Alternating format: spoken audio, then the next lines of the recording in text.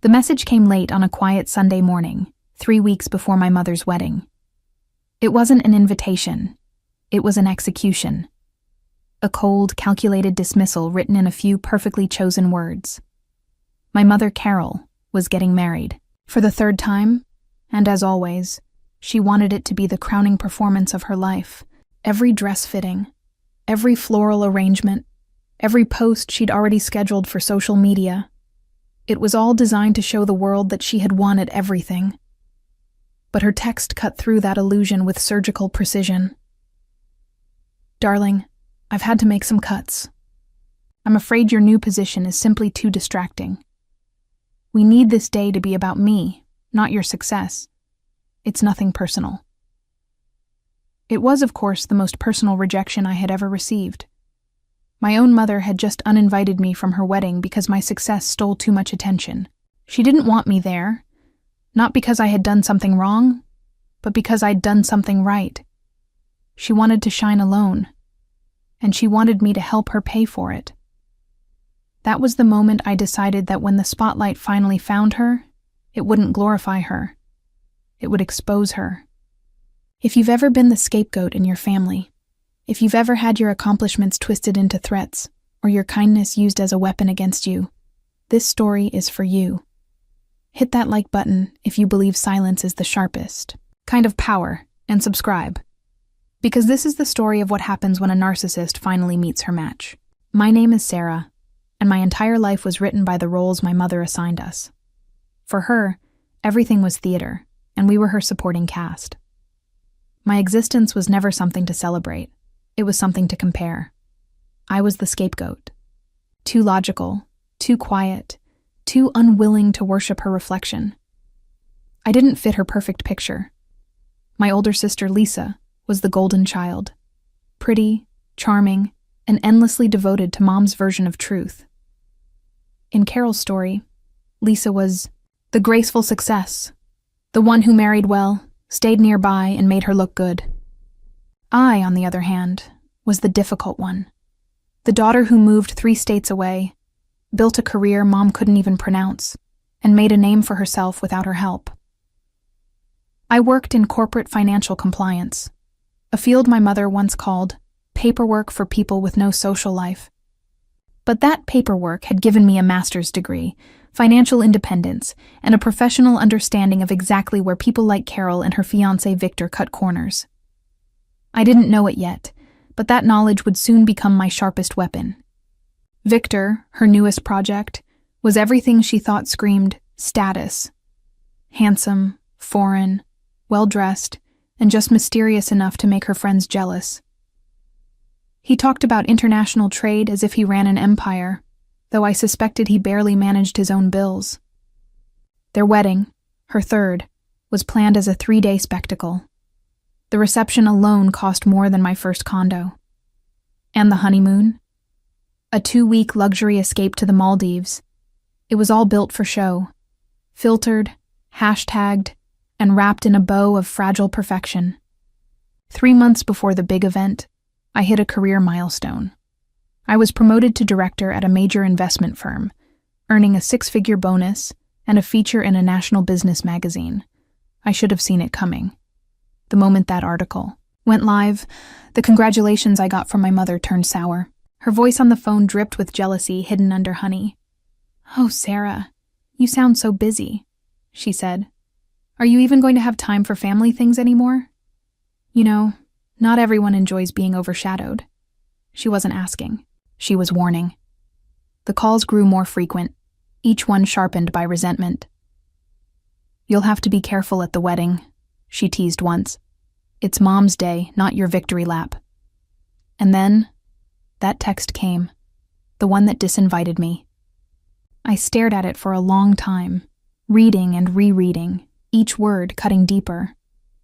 It wasn't just rejection. It was erasure. It was her saying, "You don't fit in my story anymore." But just when I thought she couldn't go lower, she proved me wrong. 2 days later, another message appeared. Short, heartless, transactional. "Since you won't be attending, and you know how expensive the honeymoon is It's customary for guests who can't make it to send a substantial gift. Victor and I have already upgraded our Maldives suite, so if you could contribute $5,000, I'll know you're not bitter about being left out." My fingers tightened around my phone until the plastic creaked. It wasn't just cruel, it was parasitic. She had turned my exclusion into a business opportunity. For years, I had known my mother's love was conditional. But this was the first time it came with an actual price tag. I looked at my bank account, healthy, full, flush with my recent bonus. I could have sent the money and forgotten about it. But the thought of paying for her fantasy honeymoon while I sat at home, uninvited and humiliated, made my blood go cold. That familiar voice of self-doubt whispered in my head, "Maybe she's right. Maybe you're just money to her. Maybe you're the problem." But that whisper didn't last long. It twisted, hardened, turned into something far more powerful. Fury. Focused, icy fury. For 24 hours, I wrestled with it. A part of me wanted to send the money just to prove I wasn't bitter, to deny her the satisfaction of calling me jealous. But the rational side of me screamed louder, "Don't pay the ransom." I finally called Lisa, desperate for someone to see my side, or at least hear me out. "She's asking for $5,000, I said, trying to laugh but choking instead. "For a wedding I'm not even allowed to attend." Lisa sighed, her tone drenched in that golden child patience I'd grown to hate. "Oh, Sarah, don't make this a big deal. It's Mom. She knows you can afford it. Just send the money, write a nice card, and be happy for her. Don't make waves. It's her last chance at happiness." That phrase, "don't make waves," was the soundtrack of my entire childhood. It was what kept Mom comfortable and me invisible. It was the motto that protected her ego and suffocated my voice. I hung up the phone and stared at the quiet apartment I'd built for myself through years of grit and sleepless nights. Every inch of it was proof that I had fought my way out of her shadow. For the first time in years, I realized something simple and true. I didn't owe Carol anything. Not my silence. Not my money.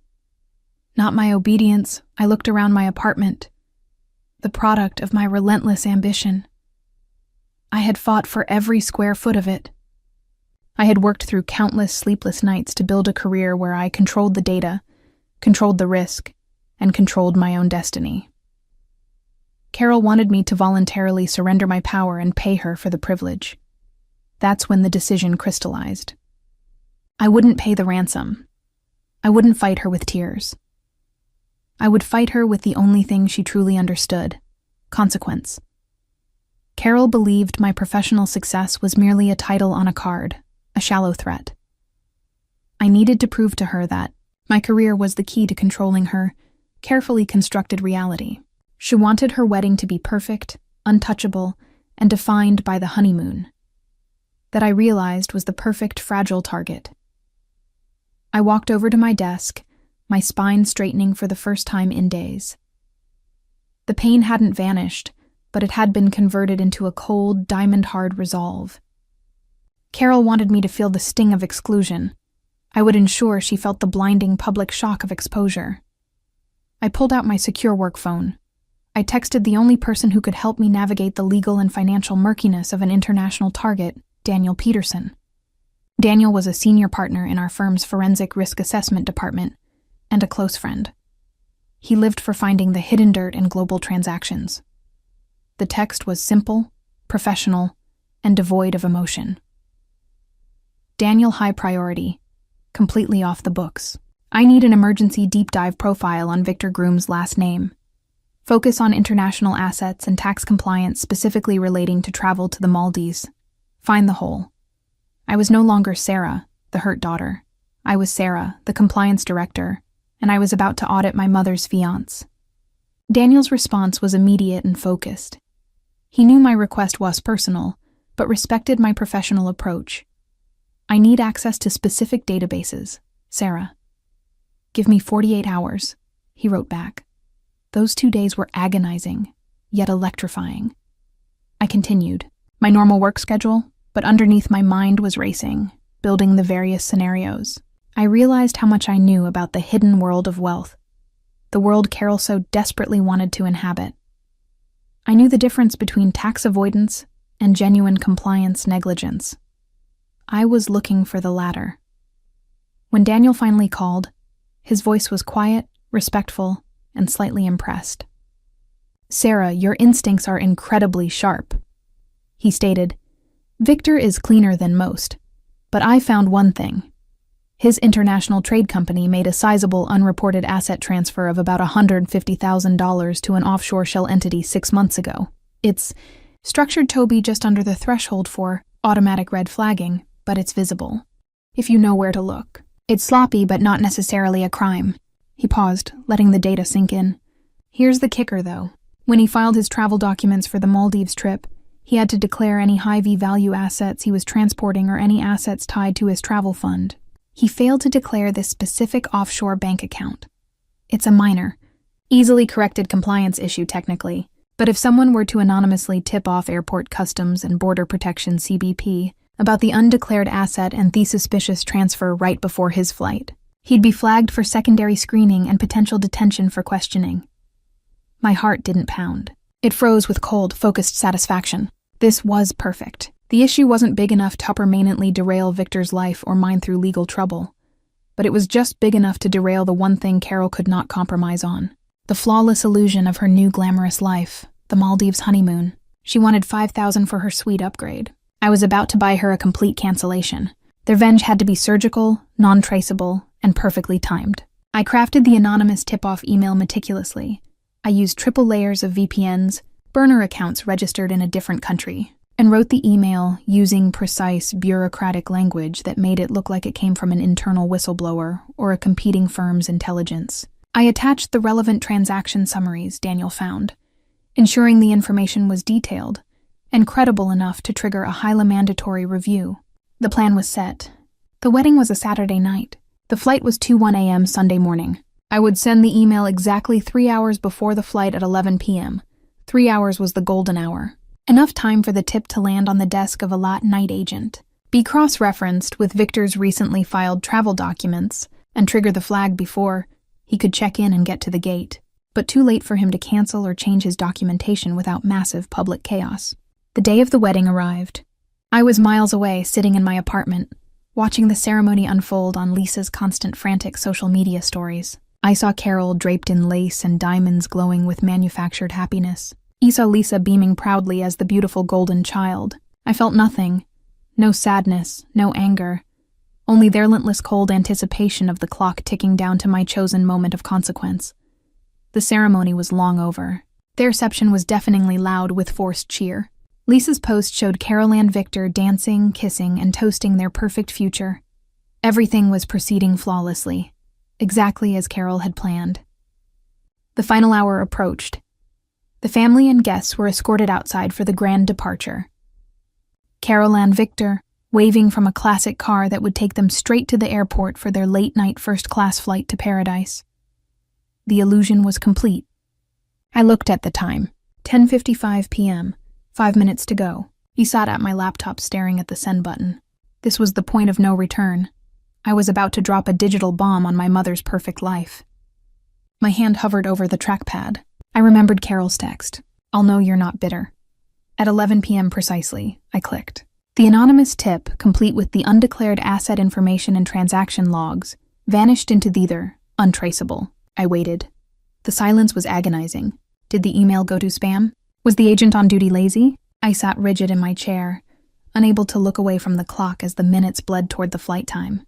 At 1:30 a.m., my phone buzzed. It was Lisa, the golden child, calling me for the first time in months. She was crying, her voice thin, sharp, and hysterical, and the background was loud with shouting and the sterile echo of an airport terminal. "Sarah, you won't believe this. We're at the customs line. Victor is being detained. Customs pulled him." I took a slow, deliberate breath, letting the sound of her panic wash over me. "Detained? For what, Lisa?" I asked, my voice calm and low. "They're asking about some ancient, stupid financial thing. They took his passport." They're saying his entire international profile is flagged because of some undeclared asset and a suspicious trade history. Mom is screaming. Sarah screaming at Theogens. She's hysterical. The flight leaves in 20 minutes. They won't let him go. I could hear the piercing sound of Carol's high-pitched, desperate shouting in the background. The sound of her perfect image cracking under pressure. The sight of her at the customs desk, powerless and shrieking, was the exact mental image I had engineered. "Lisa," I said, maintaining my composure. "It sounds like they're investigating something serious. Victor must have done something highly non-compliant. Tell Mom I was sad to miss the wedding, but I hope she enjoys her quiet night alone in the airport hotel room." Then I delivered the final crushing sentence, tying the whole scheme back to her original cruel demand. My voice was a monotone whisper of pure victory. "And tell her that was my gift. Tell her I'm afraid luxury trips are simply too distracting for my schedule. I'll forward the $5,000 to my own savings account." I hung up. I didn't wait for her reply. The silence that followed was not lonely. It was triumphant.